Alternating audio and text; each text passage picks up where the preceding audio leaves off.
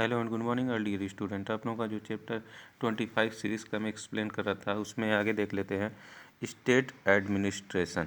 ठीक है ना, जो राज्य की लोक प्रशासन होती है। The chief minister looks after the administration of the state through the state secretariat. जो चीफ मिनिस्टर होता है किसी भी स्टेट का, ठीक है ना, वो स्टेट सेक्रेटरियाट के यानी कि राज्य का जो सचिवालय होता है उसके माध्यम से क्या करता है, एडमिनिस्ट्रेशन पे वो देख रेख करता है। The senior most officer of the state secretariat is the chief secretary. जो सबसे बड़ा ऑफिसर होता है स्टेट सेक्रेटरियाट का, वो चीफ सेक्रेटरी कहलाता है। Who is assisted by a large number of officer. ये बहुत सारे लोगों को, जो ऑफिसर होते हैं उनको क्या करता है, असिस्ट करता है। Different minister look after different ministries. जो दूसरे मिनिस्टर्स होते हैं अलग अलग, जो अपनी उनकी जो मंत्रालय मिला होता है उसकी देख रेख करते हैं। उस which have a number of officer headed by the secretariat. बहुत सारी भारी मात्रा में जो सेक्रेटरियाट के जो ऑफिसर होते हैं, ठीक है ना, वो क्या करते हैं, सबकी देख रेख करते हैं। स्टेट जुडिशरी यानी कि जो राज्य की न्यायालय है, ठीक है ना। नॉर्मली ईच स्टेट है जो हाई कोर्ट। नॉर्मली क्या होता है, हर स्टेट में क्या होना चाहिए, एक हाई कोर्ट होना चाहिए। But some of them work for 2 और मोर स्टेट। लेकिन कुछ ऐसे स्टेट हाई कोर्ट हैं जो 2 स्टेट या उससे ज़्यादा स्टेट में भी क्या करते हैं, काम करते हैं। This is the highest court of law in the state. ये जो हाई कोर्ट होता है, ठीक है ना, ये सबसे बड़ा कोर्ट होता है, न्यायालय होता है राज्य का। It is constituted of a chief justice. इसमें एक चीफ जस्टिस होते हैं और दूसरे जज होते हैं। द चीफ जस्टिस, जो चीफ जस्टिस होता है किसके द्वारा अपॉइंट किया जाता है, प्रेसिडेंट ऑफ इंडिया के द्वारा अपॉइंट किया जाता है, ठीक है ना। He determine the number of जजेज इन हाई कोर्ट। और वो डिटरमाइन करते हैं कि हाई कोर्ट में कितने जजेज होंगे। A person can be appointed as a जज is a citizen of India. जो पर्सन क्या होना चाहिए, अपॉइंट होना चाहिए, जो जज वो क्या होना चाहिए, भारत का नागरिक होना ही चाहिए, ठीक है ना। Has held a judicial office for at least 10 years. और वो क्या होना चाहिए, जो जुडिशियल ऑफिस यानी जज के पद पे वो 10 सालों तक काम किया होना चाहिए, ठीक है ना। हैज़ बीन एन एडवोकेट और one more high court in succession for minimum period of 10 years. और वो किसी भी न्यायालय में यानी कोर्ट में वो 10 सालों तक प्रैक्टिस किया होना चाहिए, जो लॉयर का काम करना किया होना चाहिए, ठीक है ना।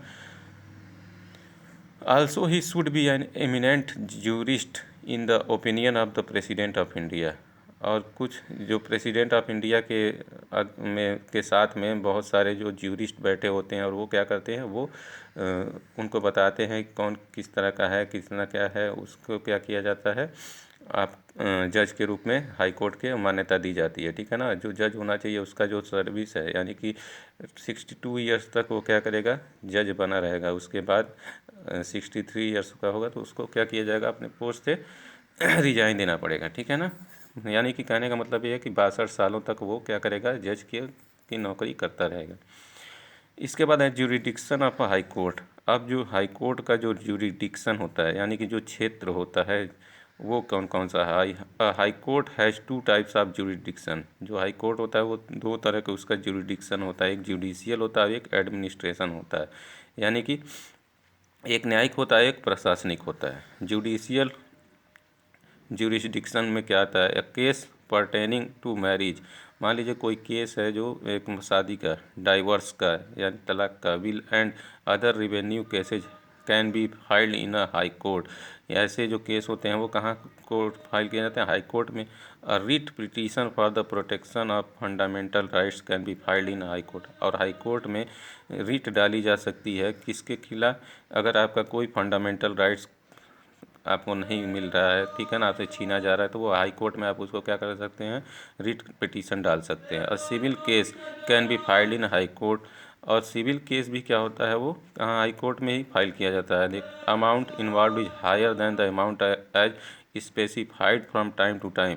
और ये जो अमाउंट होता है केसेज का, ठीक है ना, वो टाइम टू टाइम स्पेसिफाइड किया जाता है। The appeals against the decision of district session.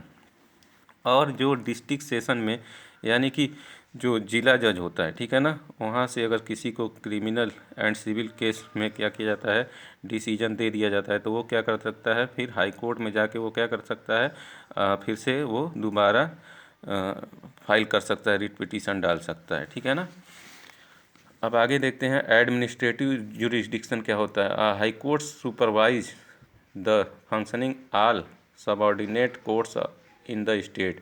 जो हाई कोर्ट होता है, जितने भी स्टेट में दूसरे कोर्ट होते हैं छोटे, ठीक है ना, उनकी वो क्या करता है, सबऑर्डिनेट करता है सारे कोर्ट्स को, उनकी फंक्शनिंग को देख रेख करता है। It can examine their record, और उसके एग्जाम जो भी रिकॉर्ड होते हैं उनको चेक करता है। It can frame rules and regulation for their smooth functioning, और उनका जो रूल्स और रेगुलेशन होता है वो उसको सही ढंग से चलाने के लिए वो क्या करता है, देख रेख करता रहता है। कौन, जो हाई कोर्ट का जज होता है, ठीक है ना, और वो सुपरवाइज भी करता रहता है, दिशा निर्देश देता रहता है। High court can inspect the subordinate courts and gels.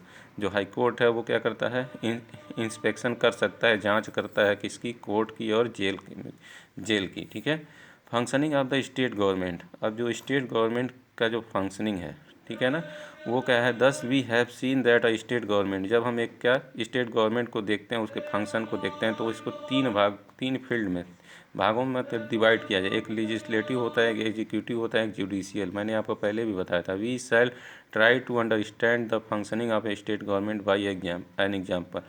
हम क्या करेंगे, इन तीनों को समझने के लिए क्या, जो स्टेट गवर्नमेंट वो उसके लिए एक एग्जाम्पल्स देखेंगे, ठीक है ना।